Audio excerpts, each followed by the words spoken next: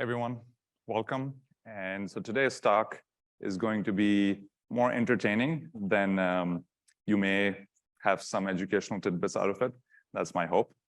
But it's a lot to do with AI and how hackers are misusing what I call the invisible threat. There's a lot of things that we don't see that kind of bypass a lot of the security that we put into place. So before I commence this session, for the sake of the Hollywood theme here, I don't really like to introduce myself. So here's a slide about me. But I have invited one of my good friends from Hollywood, Tony, who's going to introduce myself. Go ahead, Tony. I'd like to introduce a really good friend of mine, Michelle Khan. That is how you say your name, right? That's right. Go ahead. He's an ethical hacker. The real Mr. Robot can fool anyone with his social engineering skills, holds the rare CCIE certification, and is now currently the cybersecurity expert and a virtual chief information security officer. He wrote an awesome damn book on it called The Phantom C. So go read it. I had Jarvis read it to me at 2x speed. He's great at privacy and a stellar online investigator. Give it up for Michelle. Yay. This is where you clap. And that's a lot of what I'll be doing today. So that sums up my talk for today. Thank you for attending. So AI and voice cloning is essentially what the agenda will be about, and how we can use this new technology, new emerging technology, to kind of up our social engineering game.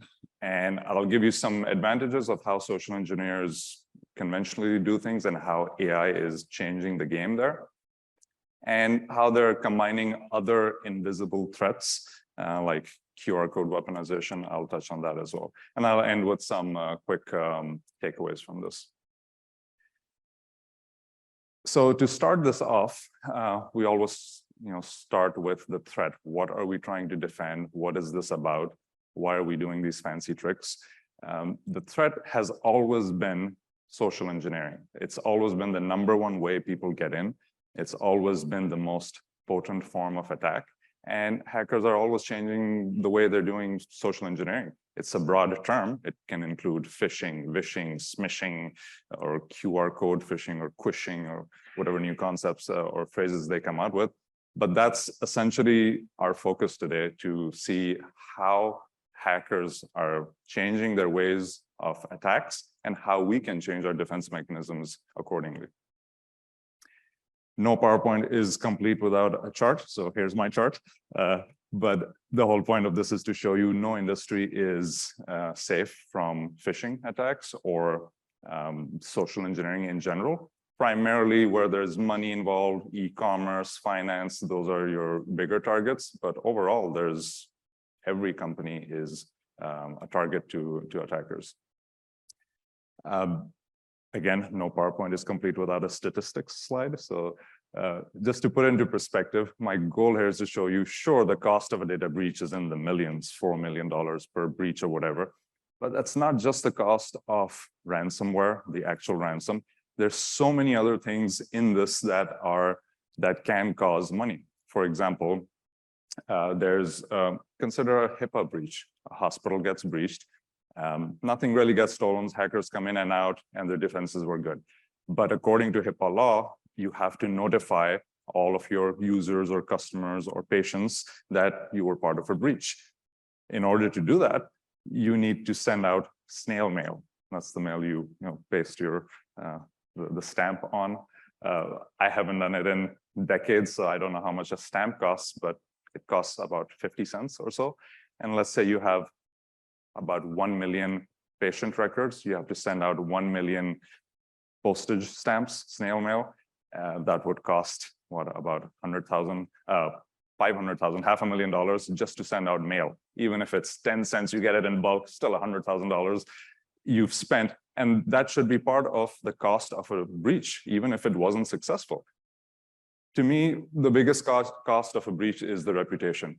You can't really put a number on the loss of reputation. You get hacked. Think of an organization that got hacked recently or in the past. you're thinking of names. They have a brand reputation. They have a marketing team. The hacker is kind of screwing up everything for them. So it's the name that's most important to me. But moving this along, traditional social engineering techniques. So I've done a lot of social engineering in my life, and this is how I do it. When you need to do phishing, I'm going to start with open source intelligence or OSINT or reconnaissance. I'm going to spend about a week looking at my target and crafting the right email that will fool them and having more chances of success. I'm not going to send them a FedEx email when they use UPS, for example. I'm going to make it more personalized, but it takes me time. It takes me, a good week for reconnaissance, crafting emails. What about the landing page? It has to be custom, make it look like that Microsoft page or whatever, let it redirect somewhere else. So I have to be very technical in nature. I have to know a lot of things in order to execute just a phishing attack. Add on Vishing to that. And now you're increasing complexity. I have to know caller ID spoofing, how that works, and install software, get some SIP numbers and stuff like that.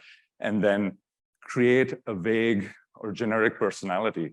So, whenever I'm calling an organization and fooling them into being someone else, who do I pretend to be? Maybe the delivery person, maybe a third-party vendor that they do business with so that they can divulge information with me.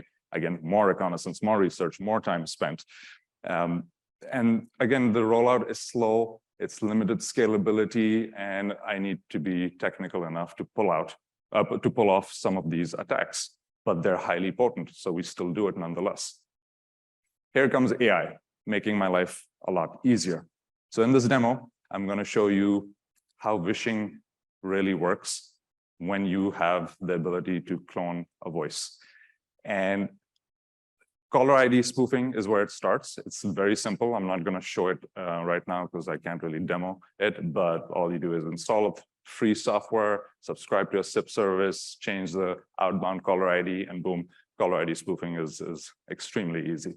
And then you get into voice cloning. So how do I get a voice to clone?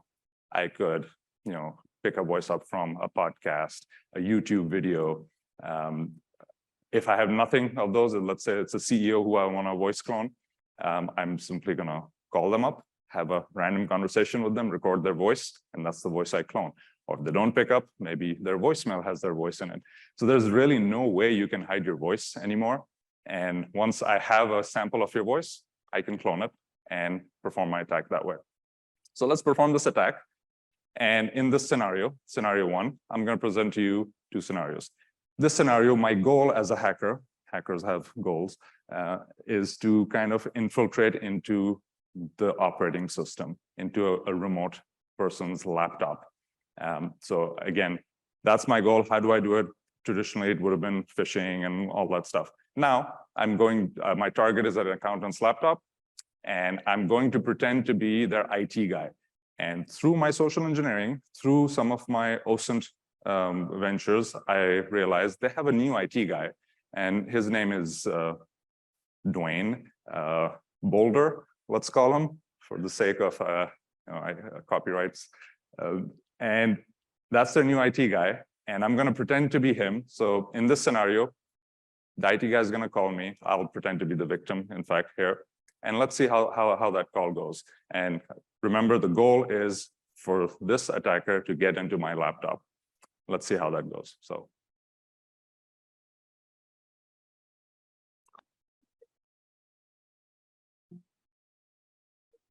Hello? Hey, Michelle. It's me, Dwayne Boulder, the new IT guy. How's the conference going? Hey, Dwayne, how's it going? Good. Awesome. Well, listen up. Our systems got hacked. Yeah, I smell something fishy. Ed, do you smell some malware cooking? That's funny. I thought our systems were rock solid. What did you do? It doesn't matter. All right.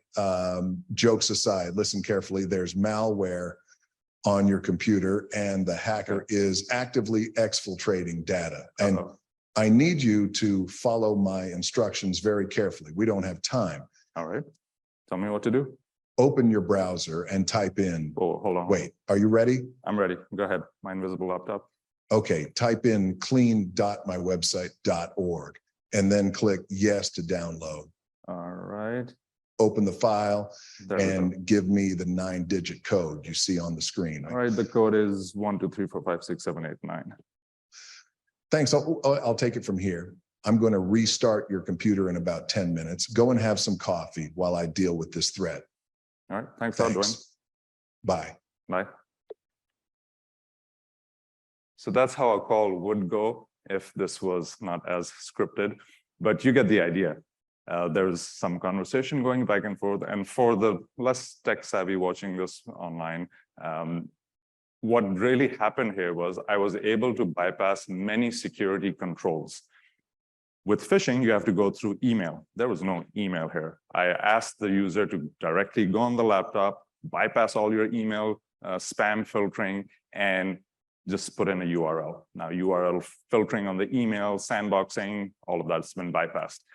Now, next, I asked them to download, not malware, but a legitimate software that I found from their LinkedIn post saying, need an IT person with experience in TeamViewer. So I'm like, okay, let's use your own software against you. So EDR, none of that really played into this because TeamViewer was already whitelisted in this organization. So they downloaded a software that did not raise any red flags, and I got in through remotely logging into their computer with their permission. They gave me explicit consent. So there's a lot of security controls that have been bypassed here just because of vishing. So this is a very, very powerful technique, especially when there's, again, no red flags. The caller ID seemed right, the voice seemed like that new IT guy, and everything was recognizable, everything was normal, and that's how you do it. That's how you perform a proper vishing attack. Now, in a second scenario, I'll present to you something different. This was more conversational, a little bit of involvement with the person, with systems. In a second scenario, let's say my goal now is not to get into a person's laptop.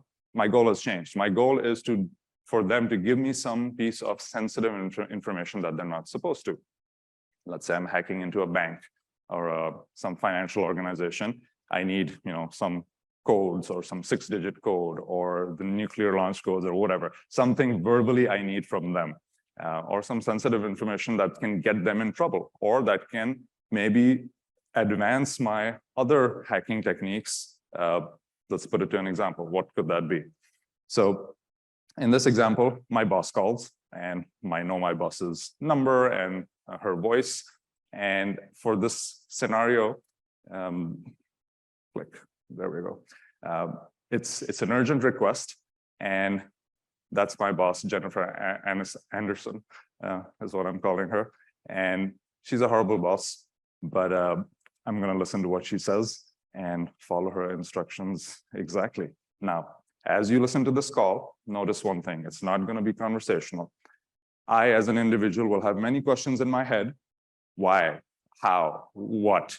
She's going to answer all of my questions, and that's how social engineering is taught, that a human being has a lot of these questions. If you answer them up front, they have no other choice but to comply. So this is how the call goes. Calling me, all right? Hey, Michelle, I'm about to enter a very important meeting. Can you do me a quick favor? Sure. Read out the last 4 digits of the social security number of Tony Stark. It's urgent. There are people around me. I'll explain later. Just hurry. Oh, don't text me. Just read it out when you're ready. I'll hold. Sure. Oh, and have a great presentation at whatever that conference you're at. All right. Thanks. So I had some questions. Why are you busy? She answered pretty much all of it. So this was less confrontational, no conversation involved. And that's how you should be doing it, because otherwise you can spoil the script of a hacker. So this is the right way to do it, one-sided conversation. But again, I could have asked for anything. Maybe I've sent your phone a code. I'm trying to bypass MFA, and you got that 6-digit code. Your boss or someone else could call you and say, hey, read me out that 6-digit code, or the last 4 of a social security number could be useful in something else I'm doing, got stuck here, let me go ask for validation there. There's a bunch of scenarios that could happen, but as you can see, as long as no red flags are raised from a user's perspective, everything seems fine and dandy and information is shared. So this was not a breach of systems. This was a breach of protocol. There's a certain protocol everyone needs to follow. Transferring funds, BEC, business email compromise type of situations. You don't just transfer funds, you have 2 or 3 people sign off on it, wait 24 hours before you issue the funds transfer. That's a protocol. But through social engineering and vishing, you are able to kind of hack through some of those protocols and bypass them. So what's the big advantage here? So in traditional social engineering attacks, like I said, you have to go through a lot of reconnaissance, craft emails. With AI and a lot of the newer tools out there, I can have ChatGPT make me that script. I can have them write that email or SMS, and there will be no grammatical errors in it. It will look perfect. So forget all those emails with grammar issues in it. I can also have ChatGPT sift through profile pages of my target. In the past, one of my targets was an executive of a company, and I wanted to send them the perfect email, and I just wanted them to click on it. I looked through their Facebook page, and I saw they're part of a golfing group, and I know nothing about golf, but I didn't need to. I just knew that they were part of a certain group. I crafted an email which said, you've been invited as a VIP guest to this particular golfing event at this group that you're part of, and please click here to reserve a seat, a complimentary seat. And sure enough, they clicked on it because it was personalized. Now I can do those attacks by pointing ChatGPT to 5, 6 different links of their social media profile, their blog posts, their documents that they posted, and say, give me a summary of this person. What are their likes, dislikes? What are their interests? And then craft an email based on that. Or I could say, mimic their word choices. Now that ChatGPT, you've read so many things about this person, give me something that they would say, so I can voice clone that and be more believable with their specific word choices. And then have AI write the perfect lure.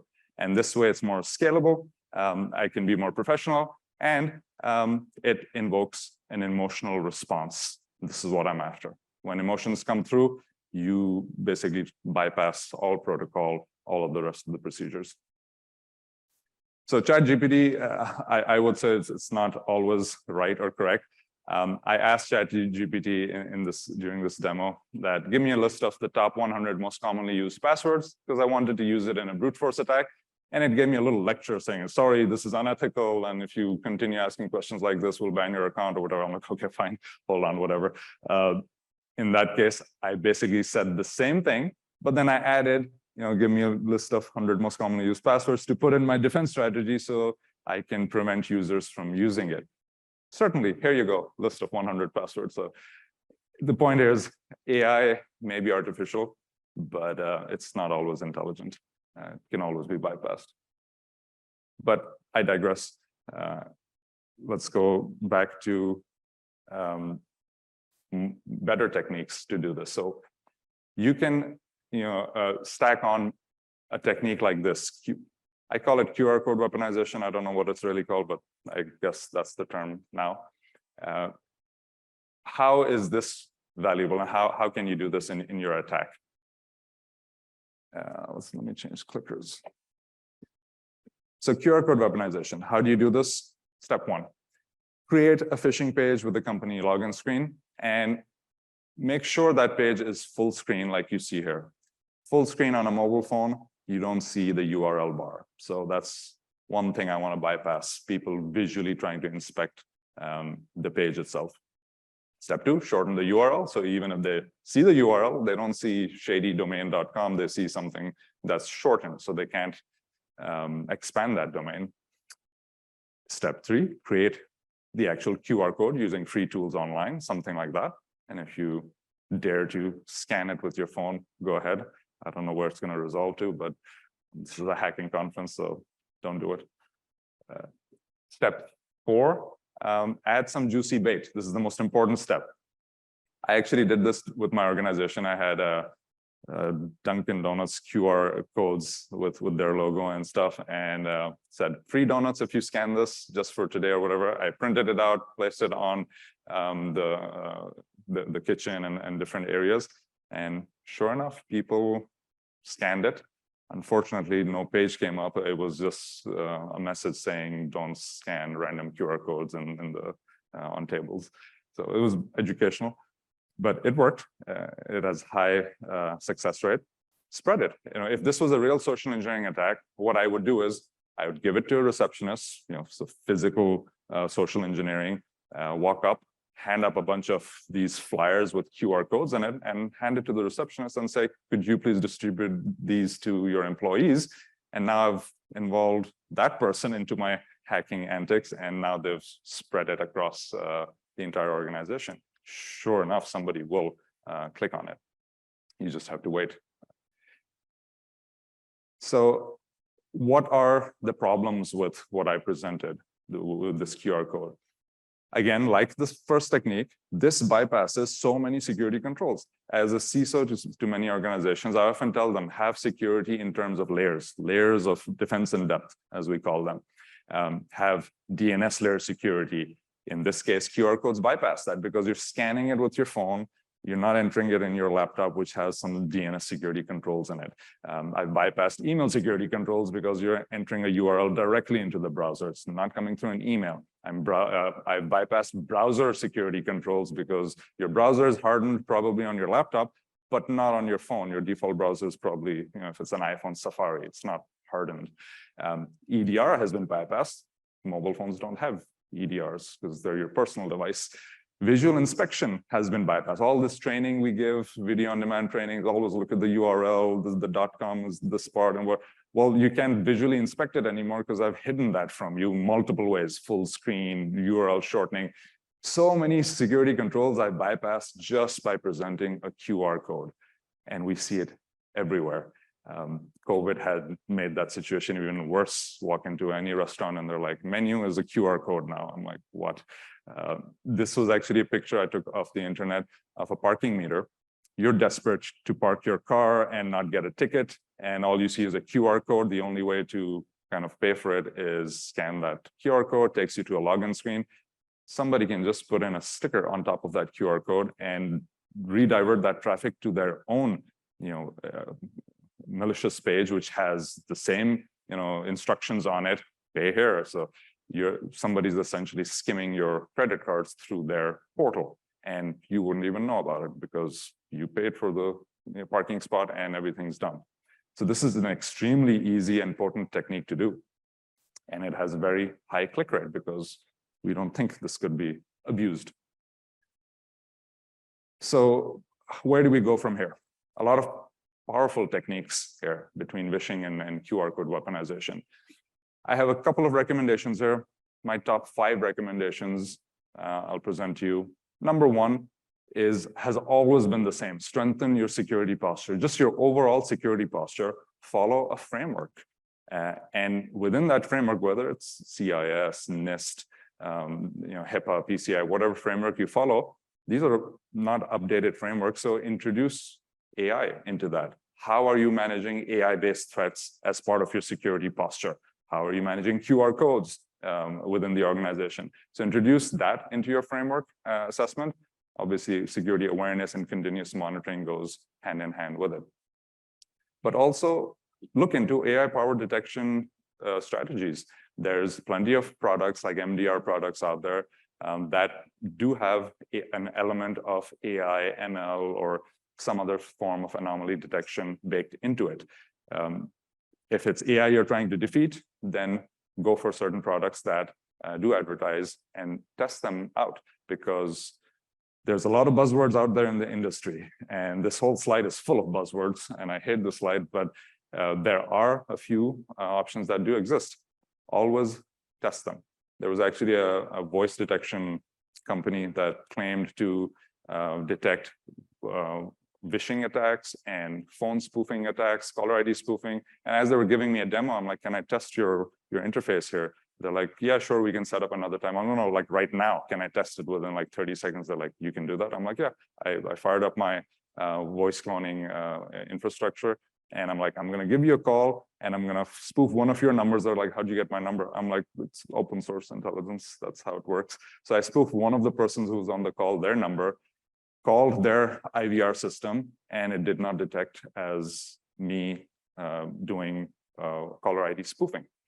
And they're like, they were kind of quiet. I'm like, so it's not AI that your software is running. It's more of a database of known spam numbers it's querying against. And that's why I didn't pick it up. And then to test my theory, I Googled spam numbers and I cloned one of those numbers, called them again, and it blocked it.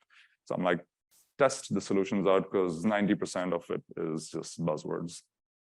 And I don't blame the products for this, I blame marketing and promotions for that. But my third point here is a piece of advice is threat intelligence sharing. Every industry has their has groups. Like if you're in the financial industry, they will have their own seminars, they'll have their own closed groups. They share information on how they combat certain threats. How is the marketing industry combating QR codes? Because they all need it. There's plenty of them out here. I see a few on the tables there.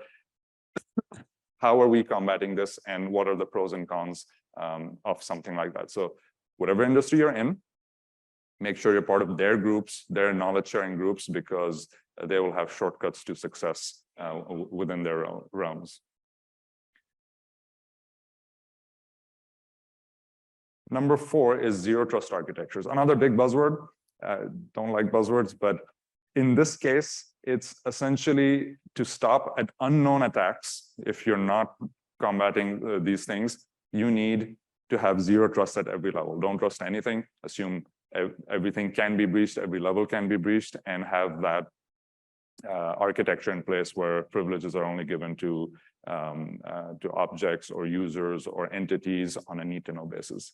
And obviously measure your third-party risk as well. And lastly, security awareness training programs. We've all gone through them while multitasking, 50 tabs open and some videos playing. It doesn't work. I can tell you from facts it doesn't work. Make sure your security awareness training is updated. Are you talking about vishing threats? Are you talking about QR codes as a threat in your security awareness training? Make sure it's updated. Make sure they're short. Nobody has time for a 10-minute video. 30 seconds, 1 minute. We have very short attention spans these days.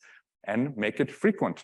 Once a quarter, once a year, only at onboarding. This does not work. Have it frequently.